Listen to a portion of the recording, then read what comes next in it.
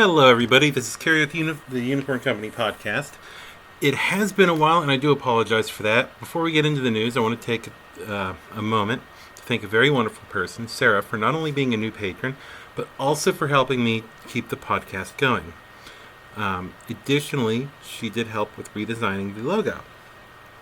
With that said, let's get into the news. First up, the Wolf Dragoons Force Packs already been arriving on players' doorstep from Barnes & Noble. These are still available on their website and apparently in stores. Next, we do have some information about the recognition guides. I know I haven't talked a lot about them, but there have been a few since early this November. I want to say 19 through 22, and I'd like to mention those real quick. So 19 is the one which features the Iron Cheetah, which we've already covered on the podcast previously, but it also has a few other mechs in it which we didn't look at. The second new unit in it is the Rhyme Otter, which is an Omni-Mech version of the Grizzly. And we have new variants and art of the Scorpion, Cougar, Mercury, Spider, and Orion. Rec Guide 20 gives us a new massive Omni-Mech in the Mastodon, which seems to take visual design cues from the Archer, Mauler, Warhammer, and Awesome, and carries an impressive weapons loadout in each of its configurations. For new art refits, it has the Shadowhawk 2C, Longbow, Hylian, and Warhawk. The 21st installment of the Recognition Guide brings us the Konito Battle Mech and the Regent Omni-Mech, which, in all honesty, deserves a MekTek for its own odd history, if not the machine itself. The new art mechs included are the Ostrock, Arctic Cheetah, Hunchback, Cyclops, and Kodiak, which looks a lot like a Care Bear, and will probably be a few of them will be receiving that treatment from me. Recognition Guide 22 is the most recent, and in this one we're presented with three main mechs: the Doom Courser, the Goliath, and the Jade Phoenix. There are also two secondary mechs, the Battle Cobra and the Night Gyre. The Doom Courser is a quad mech with a turret, which we'll definitely be covering in our MekTek this episode. The Goliath is finally a redesign of the venerable four-legged machine that has fantastic new artwork and finally sheds the awkward Project Phoenix look that it's been carrying. And finally, the Jade Phoenix, which has already been featured in the Ill-Clan sourcebook. Next, I want to cover some recent rules clarification and errata for Alpha Strike, as the game has been growing in popularity, and it's also essentially being tested for breaks in the system by a larger and larger player base. The first thing I want to mention is errata regarding woods. It was that if you occupied woods, that both you and the target had a +1 for added for terrain to your to-hit roll. Now, they've made it where if you occupy woods, then you can shoot out without a penalty as long as it's less than 2 inches through the woods, while you do gain cover from it. An overall good decision, in my opinion, is it gives you an actual advantage to occupying woods instead of giving you cover but also making it a problem for you to shoot out. The exact wording of the errata is page 43, terrain modifiers. Remove, and any terrain occupied by the attacker is considered intervening even if it does not pass through line of sight to the target. See line of sight, page 40. Additionally to that, melee attacks now take into account the height of the attacker and defender, so you cannot swat a helicopter that is flying 10 inches above the ground out of the sky with an axeman. The Pursuit Lance preferred type was changed from Skirmisher to Striker. And finally, indirect fire has wording added of if an indirect fire attack is made using a spotter and no spotter attacked this turn modifier was applied, the spotter cannot attack in that turn, which keeps someone from doing an indirect fire attack, missing, and then having the spotter shoot. Finally, to wrap up the news, I did want to say goodbye to James Mathern, who passed away on Christmas Eve. He was a member of quite a few of the Battletech groups, was always supportive of the mechs I painted, and though we didn't share political views, I did enjoy talking to him about Battletech, and whenever I did paint a new mini, he was always there to let me know how he felt about it and how it looked. I do hope that he finally finds some peace. So, today in our main topic, I want to talk about Alpha Strike. I want to talk about how it might be the way to go in really building a large community for Battletech, and also how it could be the way for the game to develop a competitive scene that fosters that growth. How a few of the big guns of Battletech just don't translate well over to Alpha Strike, with a possible solution. And about how a modified 350 tournament format may give a better feeling for the game as a whole, or even a slightly different format, but also keep it quick and competitive. So the first thing I want to address is the way that mechs translate from Battletech to Alpha Strike, because this is the easiest one to look at. If you look at Battletech, some of the scariest mechs on the field can usually be cheap and efficient, big gun-toting mechs. They're glass cannons. These things would be things like the Osprey, the Jagermech DG, the Blitzkrieg, the Hollander, stuff like that. In Alpha Strike, these mechs' big guns only translate into 1 to 2 points of damage depending on the amount of ammunition they carry. This creates a case where mechs that carry a plethora of smaller weapons, like the Black Hawk, for example, are far scarier because they have a much higher raw damage output than the machines that carry a smaller number of big guns. So for this, I think a solution would be a head cap ability. This wouldn't have a damage value as much as it would just indicate short, medium, and long. For example, the Jagermech DG would have HCSML for short, medium, long because it carries 2 Gauss rifles. The way this would work is on a successful hit of at any of the ranges that the head cap ability applies to, you would be able to roll a critical hit roll, ignoring anything other than a 12. I'm not sure how it would be valued, but it is like a weaker version of armor-piercing SRM ammunition. Now, the other thing to look at is the community and the tournament formats. So Alpha Strike itself is built around playing at roughly a company level, which can be done at 450 to 500 points quite easily and fairly. This also lets you use the Lance Star abilities with the game, which I feel gives the game a flavor that you normally don't get in standard Battletech. I think that a tiered tournament format, which allows for players to either play at a 350 point level without Lance and Star abilities or play at 500 points with Lance and Star abilities, would create an environment that would cater to both the players who wish to play with company-sized forces, as well as players who would prefer instead to play with smaller forces. This melds well into the concept of building community, as it keeps players from always playing forces which will just conform to one tournament format, which you do see in a lot of stuff, especially in War Machine and Hordes back in its heyday.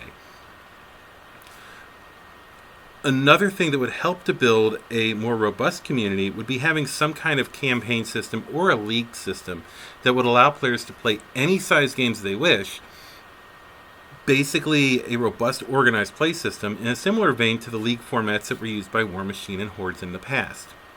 I do think that a seasonal league with some support from Catalyst and Ironwind Metals, as well as a parallel tournament format that allows for both 350 non-sideboard games as well as 500-point format that allows players to use special lance abilities, would help create this large, robust community. This is something the demo team could roll out after a little bit of bug testing. I do know and acknowledge that there is the WolfNet 350 format, but I'm also a very vocal critic of that format, as it is claimed by them that it doesn't have a meta. But if you look at the format, it is very susceptible to having a meta develop.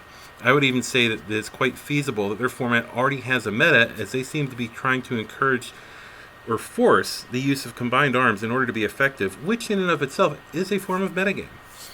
With all this being said, there is no point to endorsing a solution without actually creating or proposing a working model for this. While I haven't put together an entire league system, I have been working on a Southern Fried Tournament format for Alpha Strike, taking some of my inspiration from the rules format of the Southern Assault Tournament. Now, having discussed a little bit about what might work for a good format to help build a community, as well as a way to make the scary mechs in Battletech actually scary in Alpha Strike, I would like to dive into the episode's MekTek, sponsored by Miffed Kitty Minis. So, let's take a look at the Doom Courser.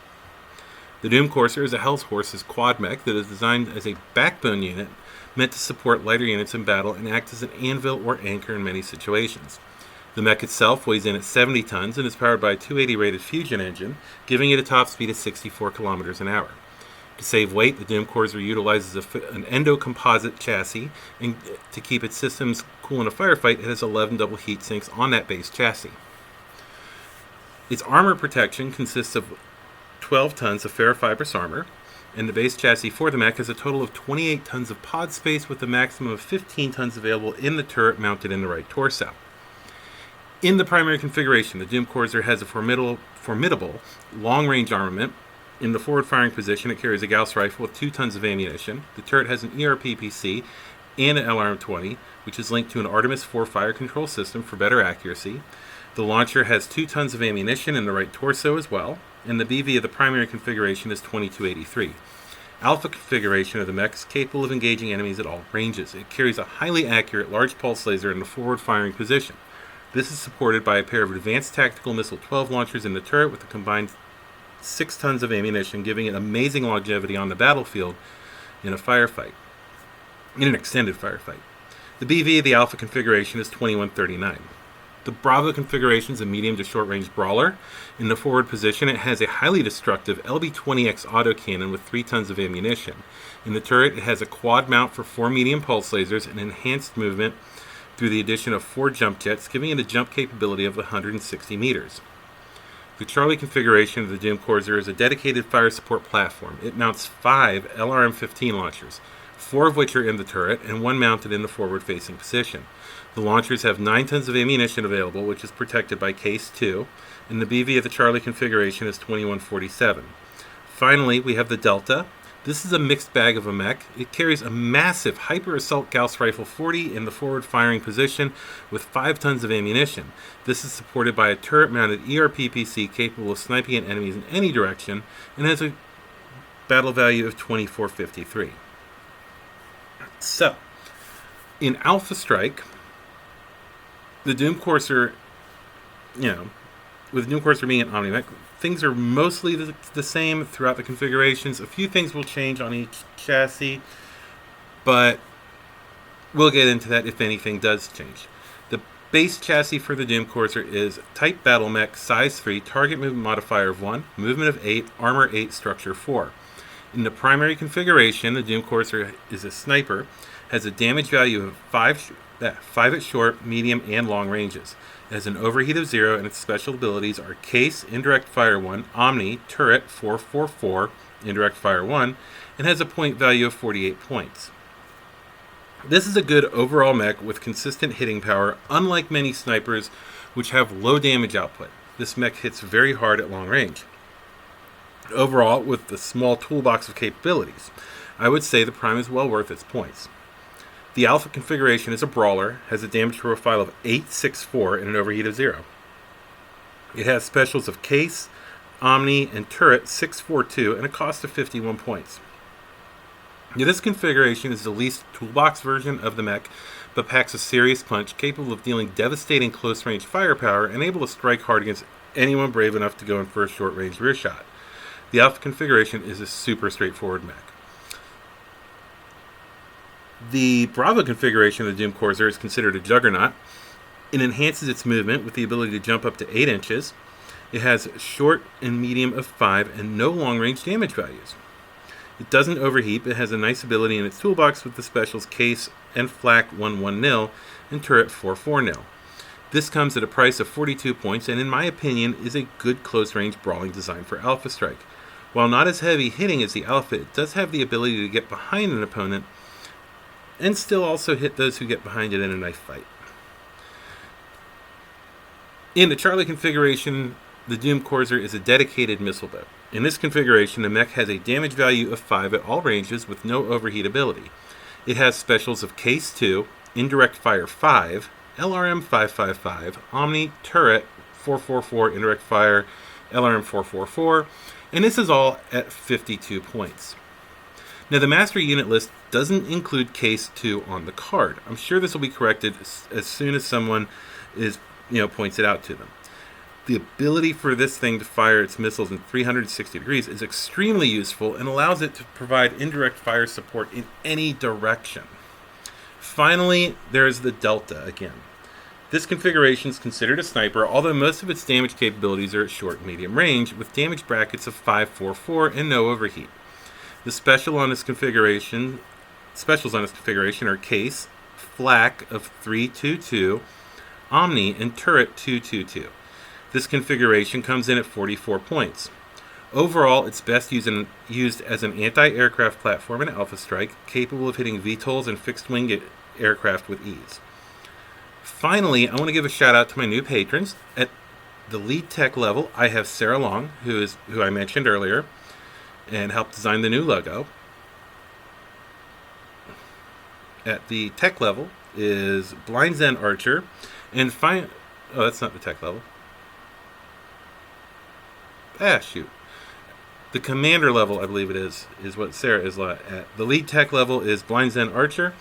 And finally, at the tech level, we have Scott Bomer. I appreciate all of their support, and thank you very much. And if anyone listening would like to support the podcast, you can go to our Patreon at patreon.com/unicorn company.